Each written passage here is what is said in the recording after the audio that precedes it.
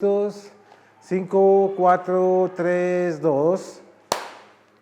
¿Qué pasa, mis amigos? ¿Cómo me les va? Bienvenidos a este nuevo video. Hoy aquí con el profe Luis Eduardo, que aquí en su casa, en su laboratorio, aquí en Fitore. Profe, ¿cómo vamos? Hola Dieguito, bien, ¿cómo estamos? ¿Cómo va todo? Bien, ¿Todo súper? Bien, súper bien. Un saludo muy especial a todos allá, a todos los seguidores. Hace rato que no nos encontrábamos, pero aquí estamos siempre para aportar y servir al ejercicio. Venimos hablando un tema acerca del potenciómetro.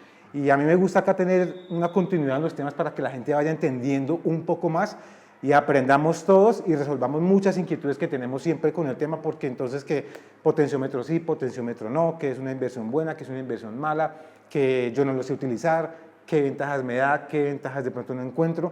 Entonces vamos a hablar inicialmente, profe, el día de hoy y por eso estamos acá, para entender un poco más acerca de qué es el potenciómetro, qué podemos trabajar con un potenciómetro y digamos qué ventajas, de cierta manera, en cuanto ya al aspecto de un profesional que entiende el tema del entrenamiento, de que conoce cómo se pueden manejar las gráficas, los números. Entonces, profe, arranquemos. ¿Potenciómetro sí o no? ¿Y qué ventajas puede encontrar la gente con el potenciómetro? Bueno, Dieguito, si usted me dice potenciómetro sí o no, yo le digo sí. Claramente. Lo hemos hablado en videos anteriores, y en videos anteriores yo les he dicho que a través de la experiencia de más de 20 años que he venido trabajando, no solo en el ciclismo, sino en otras disciplinas deportivas, he aprendido que los deportistas o las personas que practican actividad física las he dividido en 4 grandes grupos. Los recreativos, recreativo competitivo, el máster competitivo, o sea, el que quiere ir, el que fue profesional y ahora quiere, válido, y está el élite, ¿no?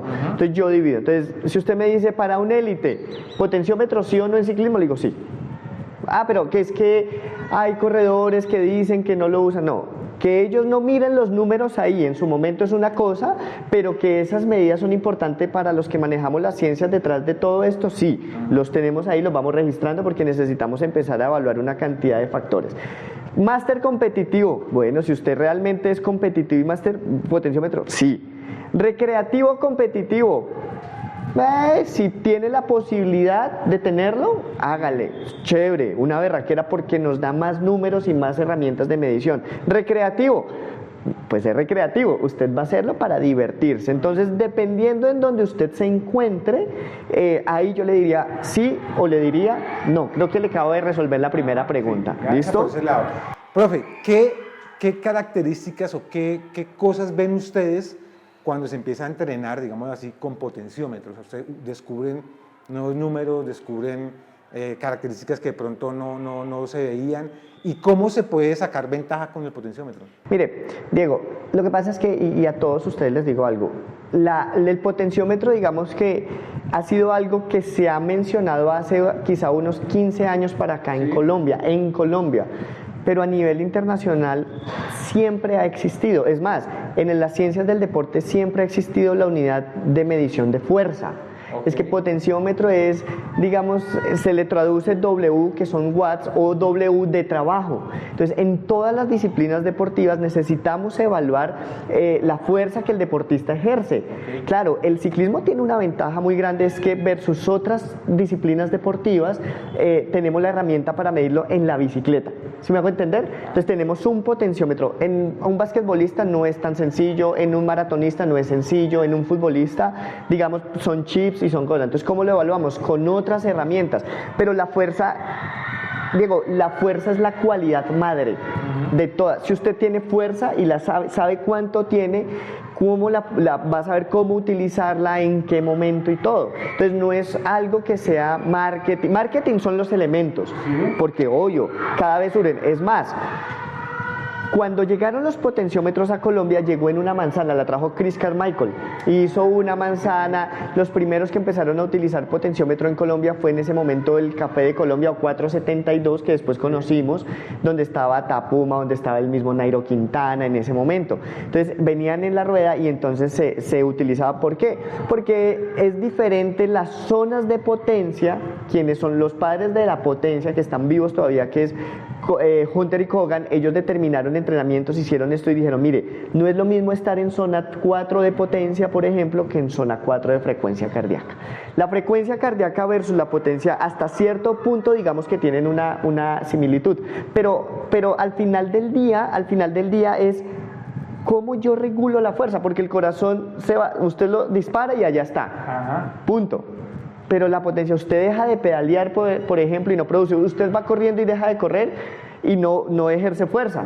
Pero si el corazón sigue, entonces el corazón nos da una medida, la fuerza o los vatios, la potencia nos da otra medida. Entonces, si nosotros podemos tener más herramientas para evaluar, pues nos va a dar, por ejemplo, un dato que es súper importante, que es el desacople aeróbico, el desacople entre frecuencia cardíaca y potencia.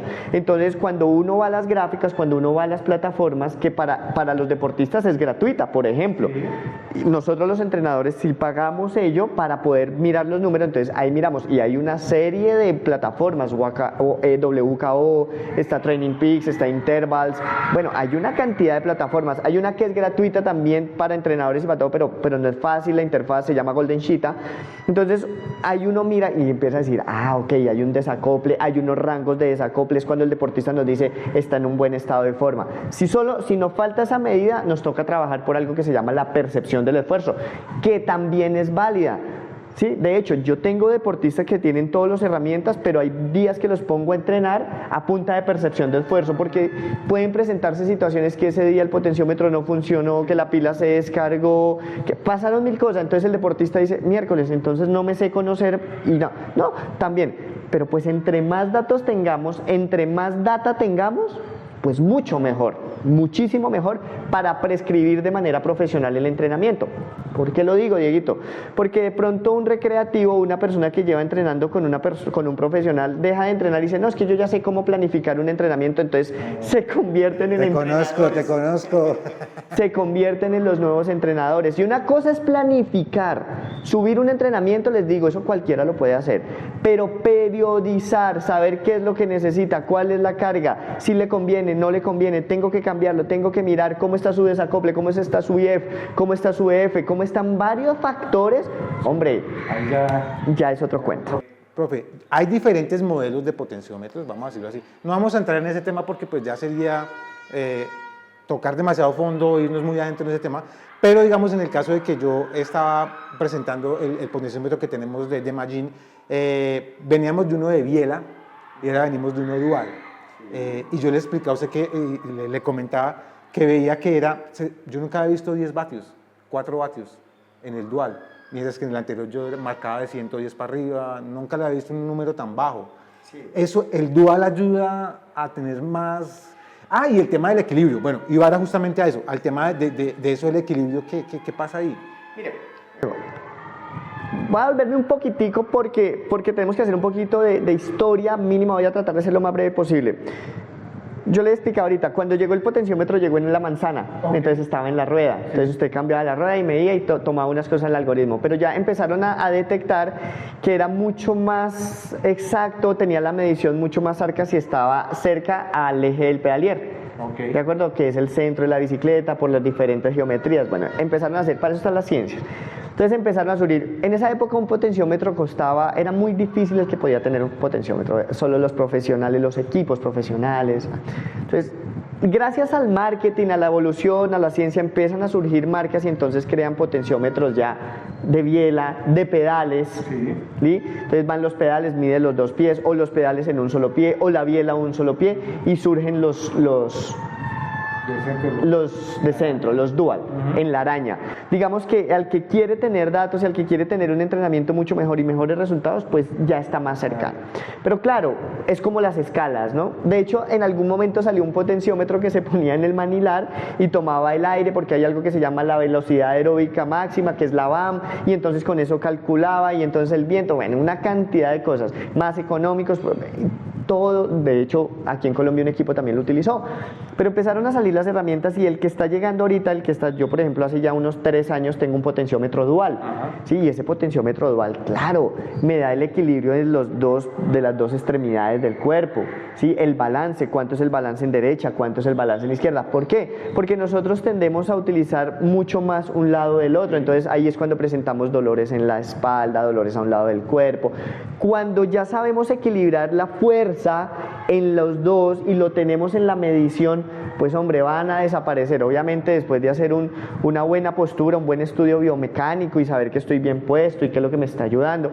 Pero si yo puedo estar bien puesto, pero sigo inclinando mi peso hacia un lado, pues es muy complicado, entonces el cuadrado lumbar se afecta. Entonces, por eso los trabajos afuera de la bicicleta, cuando trabajamos en piso, son los trabajos de balance y de fuerza, para que cuando usted llegue en la bicicleta se mida, y si tiene un potenciómetro dual, pues va a ser genial.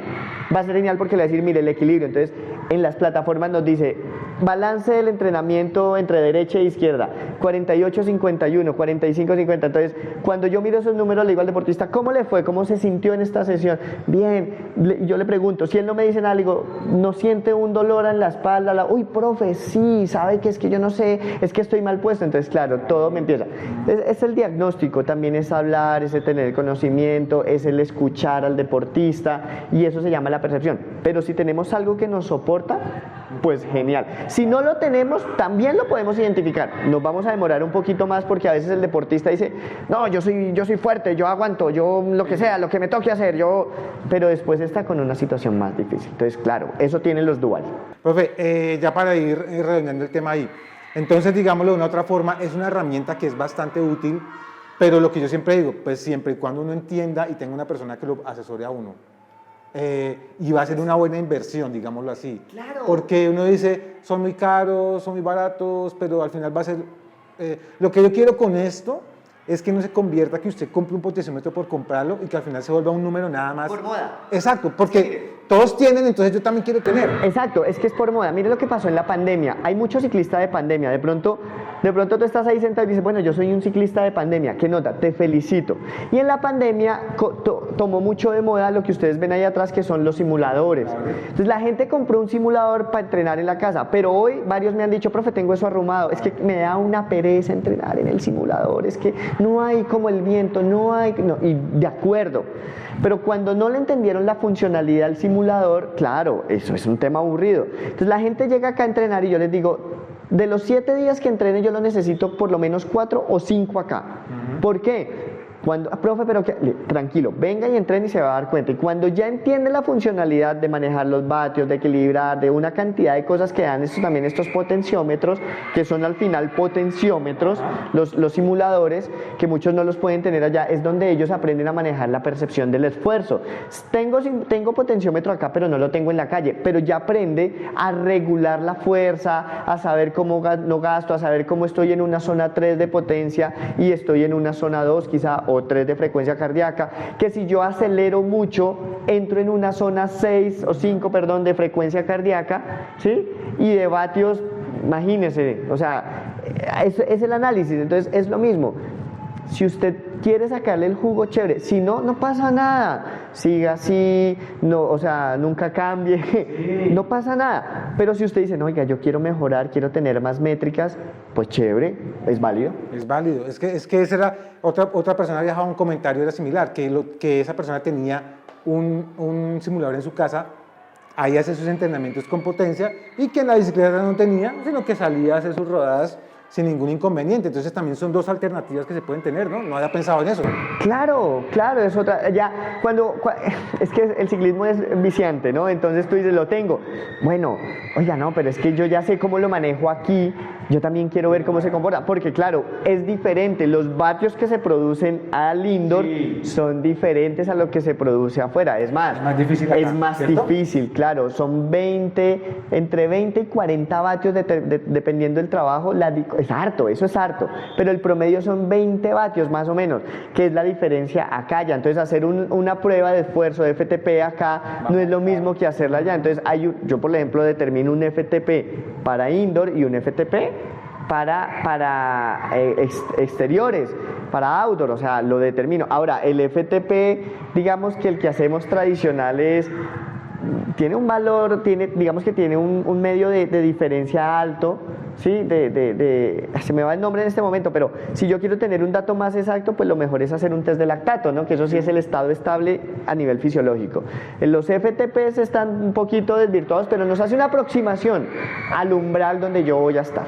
Entonces, profe, listo, potenciómetro, sí, pero... Sí, dependiendo de lo que usted quiera. Si usted es recreativo y dice no, o si usted es un recreativo gomoso y dice pues yo lo quiero tener, pues téngalo, si no, pues no pasa nada. Ahora, ya entendió lo que hemos hablado anteriormente, hay más unidades, hay más métricas, hay más cosas para analizar. Entre más números, mejor.